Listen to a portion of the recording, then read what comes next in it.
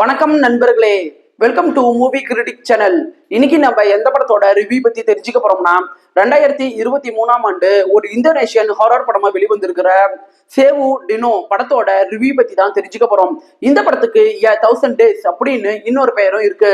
இப்ப இந்த படத்தோட கதை என்ன அப்படிங்கறத மேலோட்டமா தெரிஞ்சுக்கலாம். படத்துல ஹீரோயினோட அப்பாவுக்கு உடல்நிலை சரியில்லாம இருக்கிறனால ஹீரோயினுக்கு மருத்துவ செலவுக்கு பணம் தேவைப்படுது. சோ ஹீரோயின் என்ன பண்றாங்கன்னா, ஒரு பணக்கார பெண்ணோட வீட்டுக்கு வேலை கேட்டு போறாங்க. அங்க வேலை கிடைச்சதுக்கு அப்புறம் தான் ஹீரோயினுக்கு தெரிய வருது, காட்டுக்கு நடுவுல இருக்கிற ஒரு தனிமையான வீட்டுல பேய் பிடித்த ஒரு பெண்ணு இருக்கிறதாகவும், அந்த பெண்ணை 1000 நாள் வரைக்கும் பாதுகாக்கணும் அப்படிங்கிற விஷயம் ஹீரோயினுக்கு தெரிய வருது. இதுக்கப்புறம் ஹீரோயின் அந்த வீட்டுக்கு போனதுக்கு அப்புறம் அங்க எந்த மாதிரியான அமானுஷ்ய சம்பவங்கள் நடைபெறுது அப்படிங்கிறதையும், 1000 நாளுக்கு அப்புறம் என்னதான் ஆச்சு அப்படின்னு சொல்றதுதான் படத்தோட மீதி கதையே. இப்ப படத்தோட பாசிட்டிவ் என்ன அப்படிங்கறத தெரிஞ்சுக்கலாம். படத்துல லீடா நடிச்ச எல்லா நடிகர்களும் குறை சொல்ல முடியாத அளவுக்கு ஒரு சூப்பரான பர்ஃபார்மன்ஸையே வெளிப்படுத்திருக்கிறாங்க. இந்த படம் 2 மணி நேரம் இருக்கக்கூடிய ஒரு படம். குயிக்காவே உங்களால பார்த்து முடிக்க முடியும்.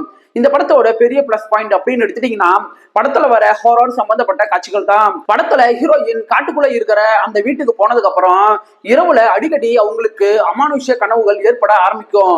அப்ப வர காட்சிகளாகட்டும், பேய் பிடித்த பெண்ணை சுத்தம் படுத்தணும் அப்படிங்கிறதுக்காக ரூமுக்குள்ள போனதுக்கு அப்புறம் அப்ப நடக்கிற காட்சிகளாகட்டும், இந்த மாதிரியான காட்சிகள் நல்ல ஒரு திகில் அனுபவத்தை ஏற்படுத்துது.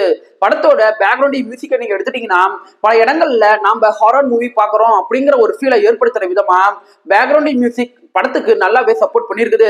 இந்த படத்துல காட்டப்பட்டிருக்கிற லொகேஷன்ஸ் ஆகட்டும், கேரக்டர் டெவலப்மெண்ட் ஆகட்டும், இதெல்லாம் படத்துல டீசென்டாவே இருக்குது. இப்ப இந்த படத்தோட நெகட்டிவ் என்ன அப்படிங்கறத தெரிஞ்சுக்கலாம். இந்த படத்துல அங்கங்க வர ஹாரர் காட்சிகள் நல்லாவே இருந்தாலும், ஒரு படமா இந்த படத்தை நம்ம பார்க்கும்போது திரைக்கதையை இன்னுமே இவங்க கொஞ்சம் பெட்டரா கொண்டுட்டு வந்திருக்கலாம். காரணம் என்னன்னா, இந்த படத்துல ஹீரோயின் காட்டுக்கு நடுவுல இருக்கிற வீட்டுக்குள்ள போனதுக்கு அப்புறம் ஹீரோயின் என்ன பண்ண போறாங்க, எப்படி அமானுஷ்யத்துல இருந்து தப்பிக்க போறாங்க, தான் கூட இருக்கிறவங்களை எப்படி பாதுகாக்க போறாங்க அப்படிங்கிற ஒரு பரபரப்பை ஆடியன்ஸுக்கு பெருசா ஏற்படுத்த இந்த படம் கொஞ்சம் மிஸ் பண்ணுது அப்படின்னே சொல்லலாம்.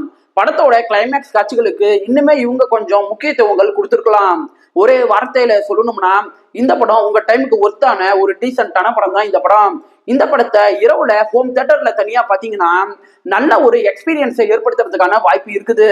இந்த படத்துல ரத்தம் தெரிக்கிற வயலன்ஸ் காட்சிகள் இருக்குது. ஸோ ஃபேமிலியோட பாக்குறதுக்கு முன்னாடி யோசிச்சுக்கோங்க.